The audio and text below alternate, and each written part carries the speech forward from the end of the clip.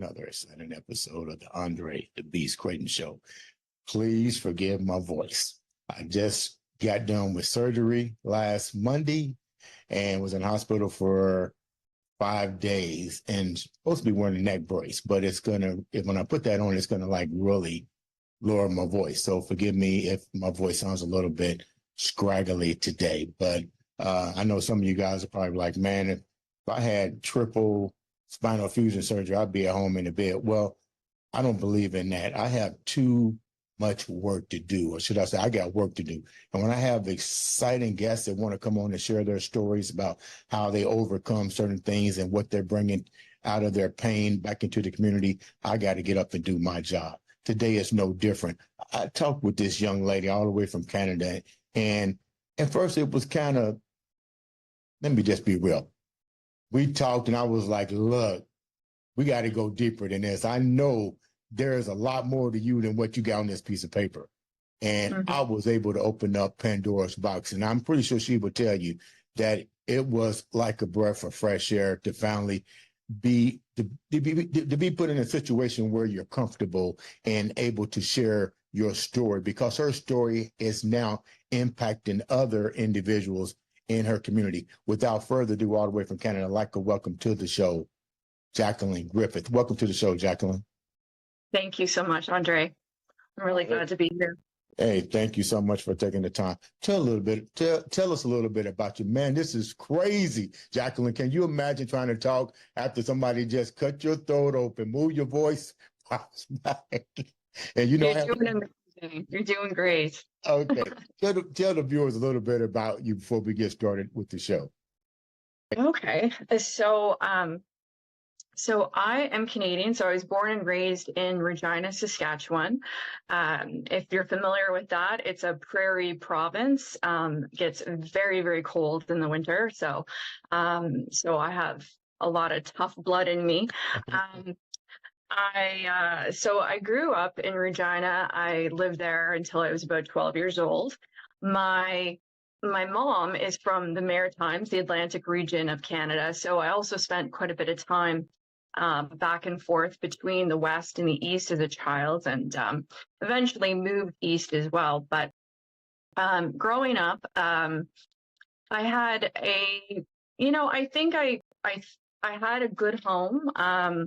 But there were things that I wasn't really completely aware of until I was probably about 9 years old. There was some things in my family that were, I think a lot of your viewers can probably relate to. I think a lot of families try to put on a really good face and appear like, everything's a-okay. Right. But when you peel back the layers, there's often things going on, unhealed things from like our parents, right. Histories, that show up in family life. And so my family was no different in that way. There was, historical trauma from my mom's family. And when I say that, I mean that, like, I think what happens is that there can be intergenerational trauma. So, there's a lot of fighting or a lot of conflict, a lot of not so great dynamics. And then that seems normal. And then each, generation kind of passes that on. Right. And so, so there was sort of an incident when I was 9 years old that I won't go into big detail, but I had been away it was actually New Year's Eve, and I came home to the house just being, glass on the floor. Like, there was obviously something had happened the night before. So that was when I became aware of some issues in my family. So, there was emotional abuse. There had been domestic violence before I could remember. There were other things like addiction, alcohol.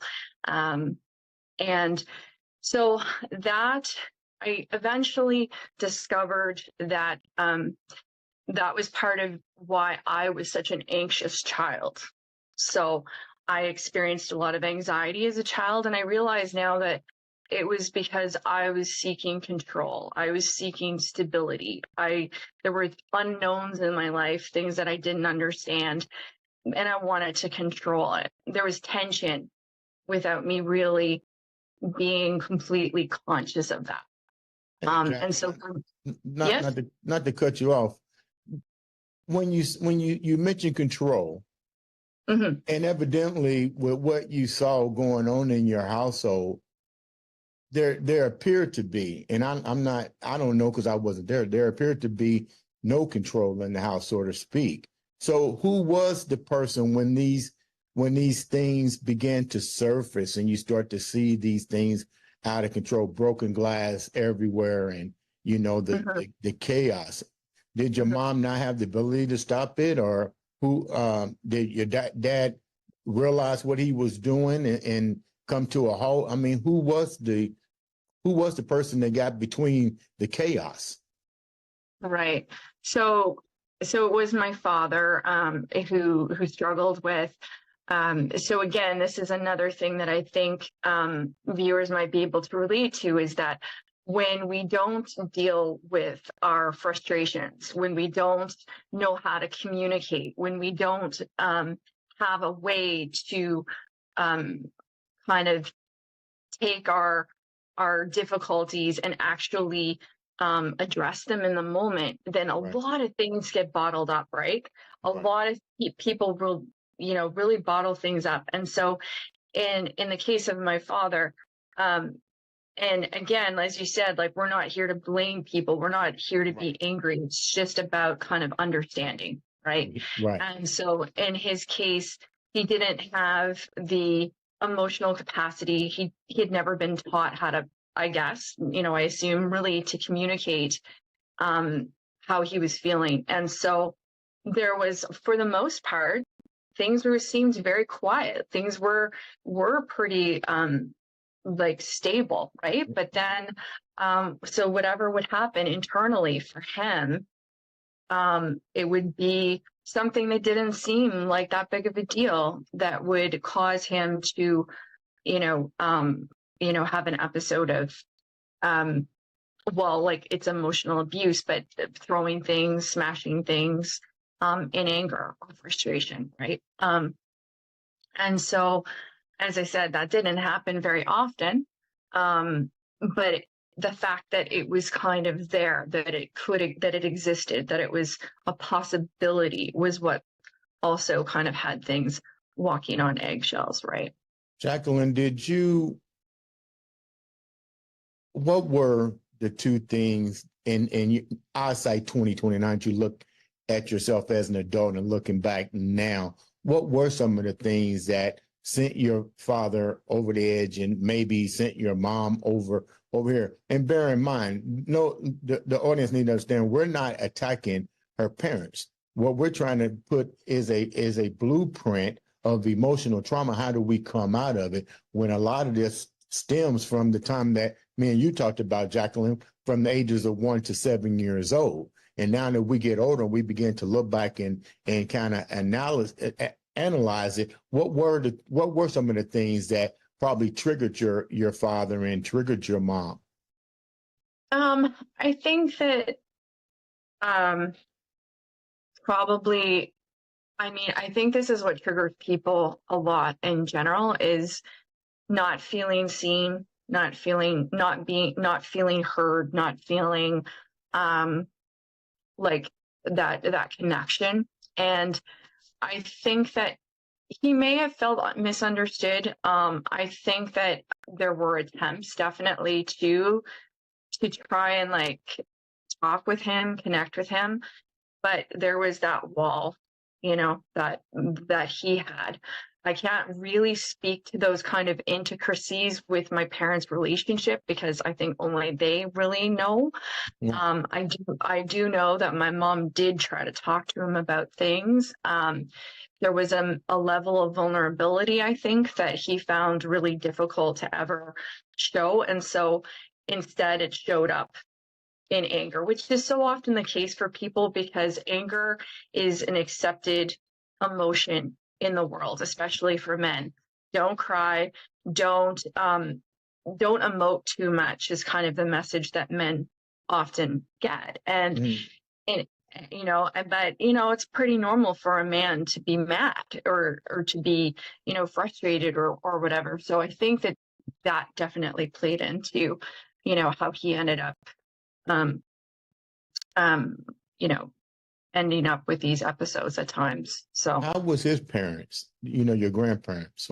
How were they? Because usually the grandparents kind of shared a little different outlook, oh, these are my grandkids versus your mom and dad. Did you see different variations of your dad with your grandparents and your grandmother? it's so interesting. Their dynamic was so interesting. So my grandmother, his mother, was I would describe her as quite a reserved person. So what I think was perhaps lacking in his early childhood years was that nurturing, that attachment. So I don't necessarily believe that he had like a secure attachment to his mother. And like there was sort of the belief that, a baby's crying, you let them cry. Like if they're trying to go back to sleep or whatever, you don't, you just let them cry. And that was something, a bit of a philosophy that came out when my grandmother, when I saw her looking after my cousins. So I got a glimpse into kind of the parenting style that she thought was right, which was probably a bit more tough love. I think she found him really difficult to deal with. Like he was had a lot of behavioral issues. So I think that there was just a bit of a lack of nurturance. But I don't think that there was any violence in the home. I'm sure he got spanked, all those kinds of things, but I don't think that there was a level of physical violence that I think that I don't believe that he saw that in that model in his family, is what I'm trying to say. How do you begin to maneuver yourself? And were there ever any moments that you felt in harm's way? There was once, or maybe once or twice, yeah. Where it was just like, you just stay out of the way, Mm-hmm. Yeah. But he never laid a hand on me ever. How do you begin to start trying to understand? You're getting older. You realize something is going on. How do you restructure your life and build a blueprint from what you're seeing in your household? Because as we become parents ourselves, adults, we tend to see what our parents' faults were, and we go, "Oh my God, I don't want to fall into that state of mind." And some individuals actually fall back into that same trap because they don't lay out the blueprint or have the tools to move forward and to avoid that pitfall. What did you do to avoid yourself going into that pitfall? Right. So I think that I was fortunate in that my mom actually had those conversations with me. Like, some might say that they were a bit advanced for a kid, but I think that it benefited me because she would explicitly say, like, it's never okay for, for there to be any violence in a couple. There should, this isn't okay. Like, none of this is okay. This isn't normal. I don't want this for you. She made it very clear that, she wanted like my siblings and I, but, especially the girls, to get a career, to have a way to be financially independent, to never, because she didn't get a higher education until she was a little bit older, which, I was very proud of her to go back to school when she was in her 40s, actually. But financial reasons is a lot of times why people do feel stuck. And they're trying to do the best for their kids because they don't want to end up impoverished if they split up. So I think those conversations really planted a seed for me that I needed to be able to stand on my own 2 feet, that I needed to find somebody who would be respectful and good to me and all of those things. And then I would say too that along the way, going to counseling when I was in my early 20s, when they eventually did actually get divorced, was when I decided to go to counseling. So that was really helpful. Being interested in psychology and social work also allowed me to then understand about all of these types of issues and then apply them to myself, do a lot of digging and trying to gain that insight. So I think those are some reasons why I didn't sort of repeat the pattern. Jacqueline, did you ever ask your mom before you started you probably asked this after the fact of the divorce. Did you ask your mom, why'd you stay in this? If you're telling me and my brother that this isn't acceptable, why are you staying in this? I don't think I think I kind of knew. I think I never really asked that explicitly. No. Looking back though, I can see the pattern of what happened between the two of them. And I know that this is the reason why a lot of people stay in, either abusive or toxic relationships, is because there were good times.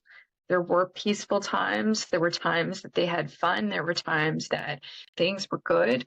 And I think that when someone really loves someone, they look for those good times, and they kind of, there's almost a sense of loyalty to it, I think. So without sort of speaking for her, I think that that's perhaps that pattern that she may have fallen into.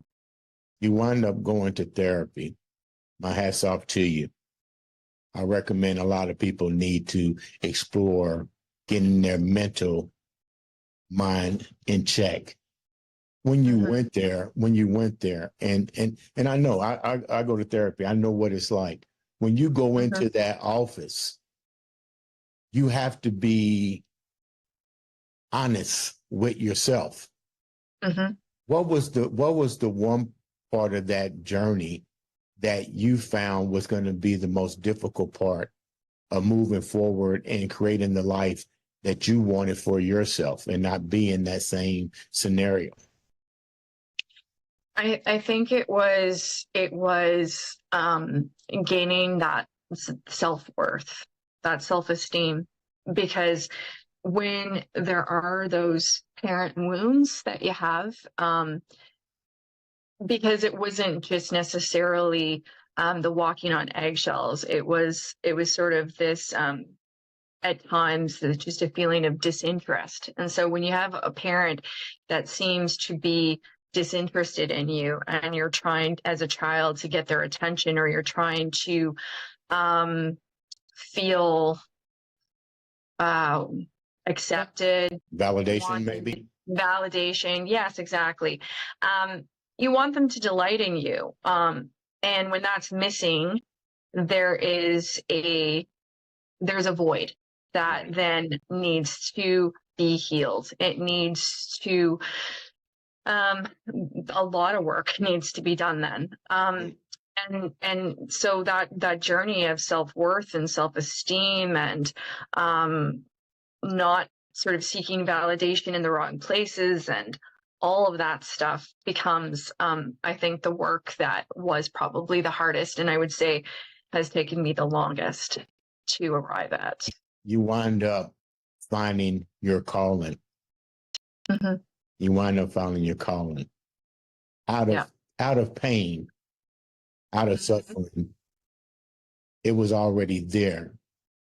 What made you decide to get into social working and helping people? And like I said, a lot of our trauma opens up opportunities somewhere else. And clearly this happened. But you said earlier in our pre-interview that you've always had a tendency to want to be a caregiver and to understand people and to know why people act the way they do. Elaborate on that a little bit.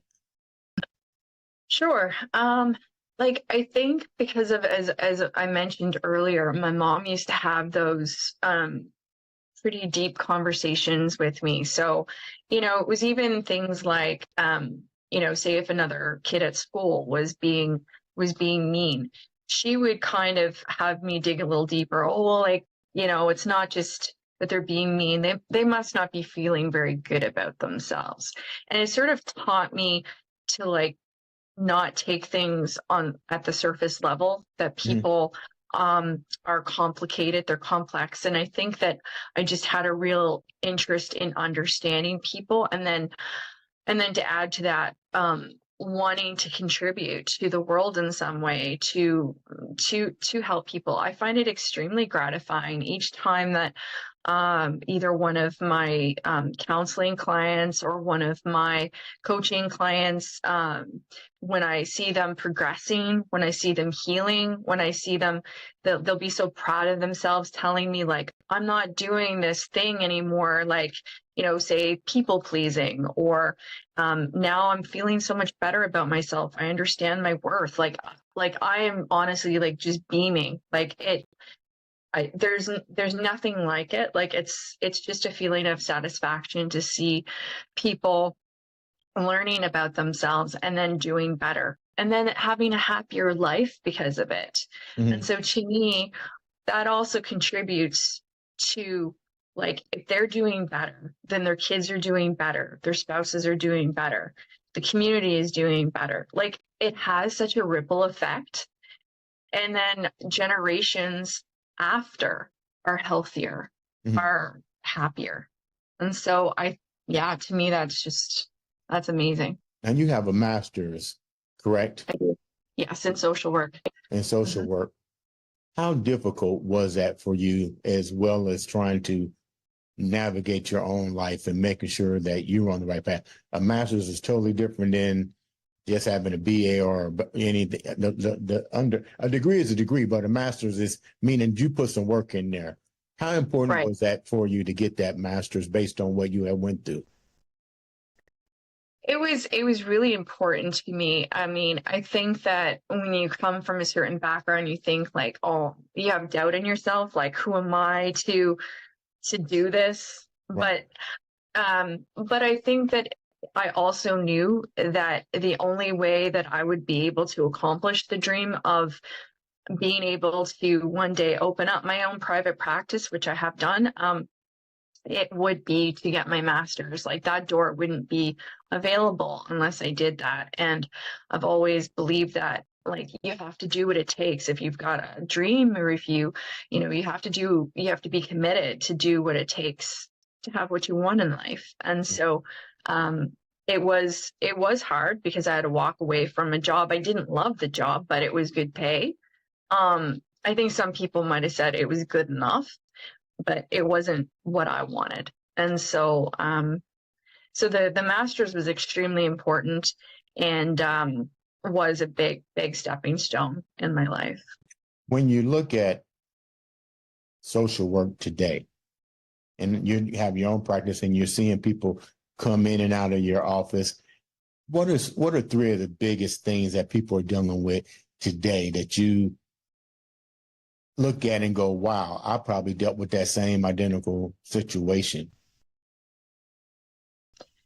Yeah, I think a lot of, I think childhood trauma. I think that a lot of people can relate to that, either in a way that they didn't necessarily, like, sometimes people experience neglect. It's not so much, that sort of direct abuse, but they sort of didn't get their needs met. And I think in a way, like, I didn't get my needs met. It's like emotionally within my relationship with my father. So I do have a lot of clients that, were either abandoned by their father, or they were emotionally abandoned. And so that's something that I understand, and I can relate to, and I can help them heal, using some of my own experience. Right. Yeah. And I think the anxiety, for sure. I see a lot of people come in with anxiety, and I've had clients who, they really didn't understand that there was a connection between the anxiety that they experience now and their early childhood experiences. Mm-hmm. And so bringing that awareness to them, that the instability of their home life, they're walking on eggshells. It like that sort of experience really just lays the groundwork for this need for control, and this need for and just kind of generally a feeling of uneasiness, dread, a lot of things that go along with anxiety and worry. So Let me ask you a question before we wrap up. And first of all, let me say thank you for opening up on the show the things that you went through, because you clearly told me you have never shared this part of your life with anyone. I'm blessed that you allowed this platform to do that. My question to you before we wrap up is what are some of the correlations between children or adults that come from a single parent home? Like, you might have a daughter who doesn't have the father, the son that doesn't have the mom, or the parent alienation going on when you have custody situations going on. How big is this now becoming in your field? How often are you seeing this? So I wouldn't say myself I'm seeing it as often it probably as it is actually taking place. I think that it is a huge thing going on today. I think there's a lot of families that that are mixed families or blended families. There's a lot of upheaval with custody and things like that, or single parents. So I think that, yes, I mean, if you look at statistics, like, I don't have any on hand, but it's definitely increased over the years, that's for sure. And probably, as you're aware, like, the divorce rate is very high these days. And so there are a lot of children that are growing up in two different homes, in single family homes, as you pointed out.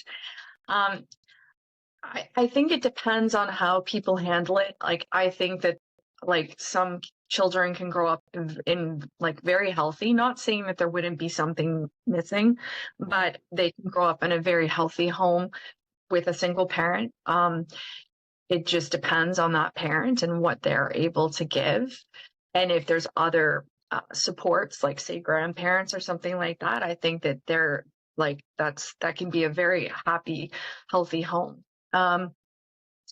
So I don't know if I answered your question there, but But when you see kids coming to you, do deal with kids too as well, right? not so much. No, I used to. But when I went virtual completely, I haven't been seeing children, just because I want to be face to face with them. I want to be able to pick up on everything. So I don't see kids. When you were seeing kids what were some of the things that they would, what are some of the things that you heard that was troubling for them, as they got older? So, like, some of the things that it was more so when I was seeing children or teens, it was a lot of the pressures going on in the world, like the social media, bullying. It was, like, one of my last young people that I saw, like adolescents, came from a two-parent home, but she was experiencing a lot of bullying, and so those were some of the things that she was dealing with, and the social media, and then So there was a lot of issues that she was going through, like cutting and depression and anxiety and just the whole gamut. Eating issues. So, Jacqueline, but what is the solution, Jacqueline, for this? You know, we see this all the time, and a lot of parents don't seem to understand that we ourselves as parents are usually the mechanism for why the kids are doing what they're doing to avoid this. What's the blueprint? Let's get down to it. What's the blueprint in your book that we need to do to stop this from happening?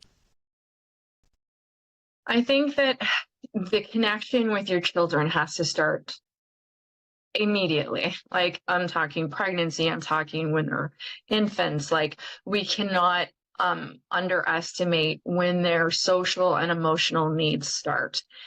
Like, they really do start in utero, but if we're going forward from that, it's so if they come from a home with a secure attachment, meaning that their needs are met when they're a baby, when they're under 5 years old, like they cry, you look to feed them, you look to change them, you try to figure out what's going on to the best of your ability. That creates a secure attachment. And so that emotional and social well-being, that's called infant mental health. And if we can create solid mental health for our young children, that is the beginning of the blueprint. That's the beginning of prevention for a lot of things that are going to happen down the road. Because let's face it, like, this world is got a lot of things going on for kids, and there's a lot of influences. And so we want to be our kids' strongest influence. And so when they're a teenager and they're looking to their friends and they're looking at TikTok and they're, being pressured in different areas, that they always have that solid foundation of relationship with their parents from day one. How can the viewers reach out to you for more information? Tell us a little bit about your company that you started. You have your own practice now, and a little bit about why that practice is dear to you. Okay.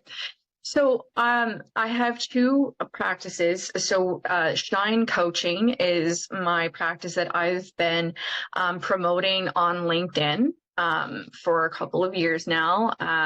So I can be found on LinkedIn, and there folks can book a 30-minute discovery call with me to see how we would be a good fit. So that's one area. And then my private practice, my therapy, is called Calm Shores Counseling. And I'm licensed in Ontario, Nova Scotia, and PEI, Canada. So if folks are looking for my help, then it would be with the coaching if they're outside of those provinces. But for anyone who is in those provinces, then Calm Shores Counseling. Man, you're all over the place, Jacqueline. You got to be these days. You got to be. It has definitely been a pleasure having you on the show and sharing your journey. And I told you before, if you're going to be a therapist or you're in the therapist industry, I want to know about you. I got to know before I walk in your door. You definitely have opened up the doors, opened up the box, let us know who you are. Leave the viewers with something positive before we wrap up. Sure. So, I've explained a lot today about my life, but I just want to say that forgiveness is key. I absolutely adore my family. I believe that there's a lot of great things that have come out of my life, and I've turned pain into meaning and purpose. I like who I am. I like, how my life has shaped me. And I think that healing is possible. We can all overcome whatever adversity that we, were born into. It's not a life sentence. There's always hope for better. Ladies and gentlemen, this has been another exciting episode of the Andre the Beast Crayton Show.